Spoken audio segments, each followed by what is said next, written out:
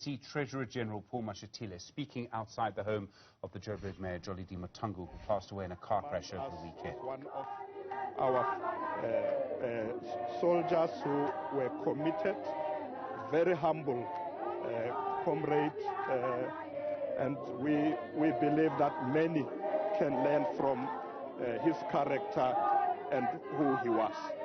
Mr. Mashatile, from the SABC, you have been a leader of the ANC in Gauteng for many years. You've seen the likes of Joe. Well, you know, Comrade Jolidee was an activist par excellence, but I think his strength was his humbleness. You know, even becoming mayor of Joburg, as you know, he didn't campaign for it. He had to be persuaded. Even when he was persuaded, he was saying, look, I will be a mayor just for the short period. Going forward, the organization must decide. So he was not one who would rush for position, push himself. So he leaves behind a legacy of selflessness, of caring, of collective leadership, of respect, and commitment to his work. You know, I was reading a story just today that when he was told that there's a terrible pothole near the SABC, he actually went there and saw for himself, and he said, I will make sure it gets fixed. So he was a man of action.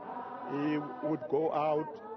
You know that apart from campaigning with the president, he has been going around many areas. So he really leaves a very good legacy of how one should be as a leader, caring for the people, be there amongst them, and hard work. It's one of the important characteristics of leadership, hard work, and Jolie was like that. TG Lindokuhle Kulu from ENCA, you are speaking about a legacy of a person that was humble and dedicated to doing what he was supposed to do.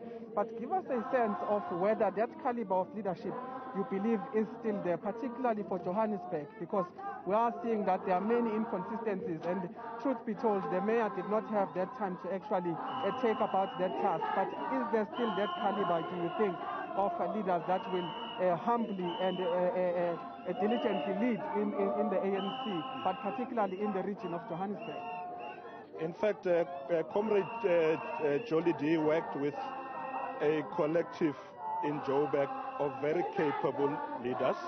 And as I said, he was a man who liked to work with a collective. He wouldn't like working alone. And I'm convinced that there is a collective leadership in Joburg that with time should be able to fill his shoes. But for now, we've decided as the ANC, let's focus on comforting the family. Let's focus on preparing for the burial. And once we are done, we will go back to look at who in Johannesburg will be able to fill the shoes of Comrade Jolidee and take the city forward.